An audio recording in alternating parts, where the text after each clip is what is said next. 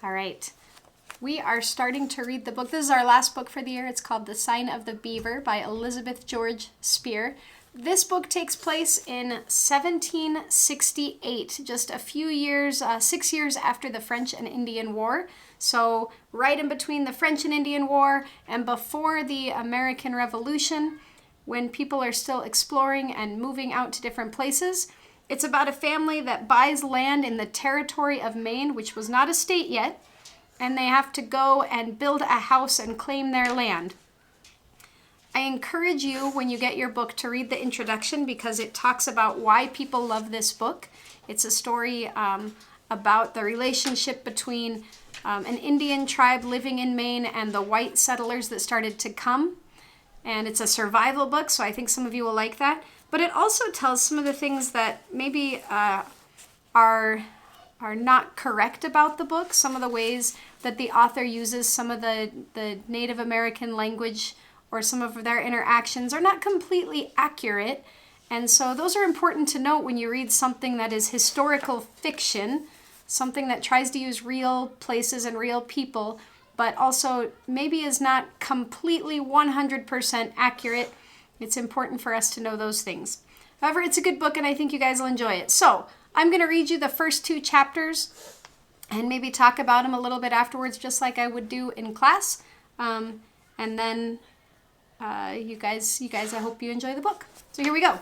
The Sign of the Beaver. Here's the first chapter. A reading from Mrs. Heiliger. When you get your book, if you want to follow along, feel free to do so. Chapter 1. Matt stood at the edge of the clearing for some time after his father had gone out of sight among the trees. There was just a chance that his father might turn back, that perhaps he had forgotten something or had some last word of advice. This was one time Matt reckoned he wouldn't mind the advice, no matter how many times he had heard it before. But finally he had to admit that this was not going to happen. His father had really gone. He was alone, with miles of wilderness stretching on every side. He turned and looked back at the log house. It was a fair house, he thought. His mother would have no cause to be ashamed of it. He had helped to build every inch of it. He had helped to cut down the spruce trees and haul the logs and square and notch them. He had stood at one end of every log and raised it, one on top of the other, fitting the notched ends together as snugly as though they had grown that way. He had climbed the roof to fasten down the cedar splints with long poles, and dragged up pine boughs to cover them. Behind the cabin were the mounds of corn he had helped to plant, the green blades already shooting up, and the pumpkin vines just showing between the stumps of trees. If only it were not so quiet. He had been alone before. His father had often gone into the forest to hunt for hours on end. Even when he was there, he was not much of a talker. Sometimes they had worked side by side through a whole morning without his speaking a single word. But this silence was different. It coiled around Matt and reached into his stomach to settle there in a hard knot. He knew it was high time his father was starting back. This was part of the plan that the family had worked out together in the long winter of 1768, sitting by lamplight around the pine table back in Massachusetts. His father had spread out the surveyor's map and traced the boundaries of the land he had purchased in Maine territory. They would be the first settlers in a new township. In the spring, when the ice melted, Matt and his father would travel north. They would take passage on a ship to the settlement at the mouth of the Penobscot River. There they would find some man with a boat to take them up the river, and then on up a smaller river that branched off from it, many days' distance from the settlements. Finally, they would strike out on foot into the forest and claim their own plot of land. They would clear a patch of ground, build a cabin, and plant some corn. In the summer, his father would go back to Massachusetts to fetch his mother and sister and the new baby, who would be born while they were gone. Matt would stay behind and guard the cabin and the corn patch. It hadn't been quite so easy as it had sounded back in their house in Quincy. Matt had had to get used to going to sleep at night with every muscle in his body aching. But the log house was finished. It had only one room. Before winter, they would add a loft for him and his sister to sleep in. Inside, there were shelves along one wall and a sturdy puncheon table with 2 stools. One of these days, his father promised he would cut out a window and fasten oiled paper to let in the light. Someday, the paper would be replaced with real glass. Against the wall was a chimney of smaller logs, daubed and lined with clay from the creek. This, too, was a temporary structure. Over and over, his father had warned Matt that it wasn't as safe as a stone chimney and that he had to watch out for flying sparks. He needn't fear. After all the work of building this house, Matt wasn't going to let it burn down about his ears. 6 weeks, his father had said that morning. Maybe 7. Hard to reckon exactly. With your ma and sister, we'll have slow going, especially with the new little one. You may lose track of the weeks, he had added. Easy thing to do when you're alone. Might be well to make notches on a stick. 7 notches to a stick. When you get to the 7th stick, you can start looking for us. A silly thing to do, Matt thought, as though he couldn't count the weeks for himself, but he wouldn't argue about it, not on the last morning. Then his father reached up to a chink in the log wall and took down the battered tin box that held his watch and his compass and a few silver coins. He took out the big silver watch. Every time you cut a notch, he said, remember to wind this up at the same time. Matt took the watch in his hand as gently as if it were a bird's egg. You aim to leave it, Pa? He asked. It belonged to your grandpa. Would have belonged to you anyhow sooner or later. Might as well be now. You mean it's mine?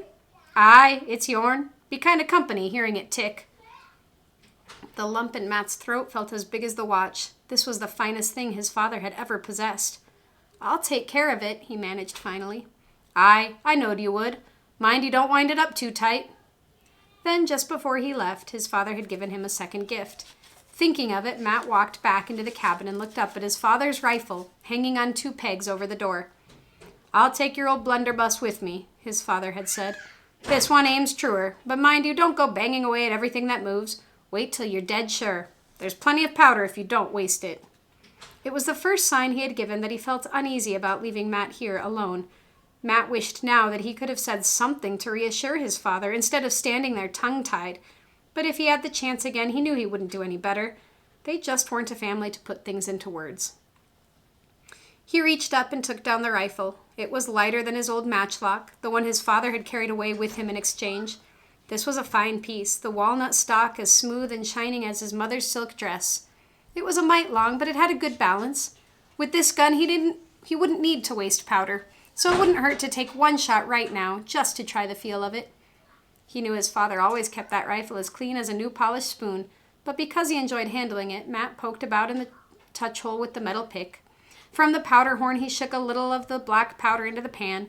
Then he took 1 lead bullet out of the pouch, wrapped it in a patch of cloth, and rammed it into the barrel. As he worked, he whistled loudly into the stillness. It made the knot in his stomach loosen a little. As he stepped into the woods, a blue jay screeched a warning, so it was some time before he spotted anything to shoot out. Presently he saw a red squirrel hunched on a branch with its tail curled up behind its ears. He lifted the rifle and sighted along the barrel, minding his father's advice and waiting till he was dead sure. The clean feel of the shot delighted him. It didn't set him back on his heels like his old matchlock. Still, he hadn't quite got the knack of it. He caught the flick of a tail as the squirrel scampered to an upper branch. I could do better with my own gun, he thought. This rifle of his father's was going to take some getting used to. Ruefully, he trudged back to the cabin. For his noon meal, he sat munching a bit of the Johnny cake his father had baked that morning. Already, he was beginning to realize that time was going to move slowly. A whole afternoon to go before he could cut that first notch. 7 sticks. That would be August. He would have a birthday before August. He supposed his father had forgotten that with so many things on his mind. By the time his family got here, he would be 13 years old. I'm going to pause there for a minute. That's the end of chapter 1. So this family lives in Massachusetts. They bought land in Maine, and the best plan for them to get the whole family up there was for the dad and the 12-year-old son to go, claim their spot of land, build a cabin, and then Matt has to stay there to guard the cabin until his family can return. So his father is going to go back and get his mom, his sister, and his mom is going to have a baby while they're gone. The reason they have to leave someone there is that if they leave their cabin unguarded, anyone could come in and just start living there and take it as their own.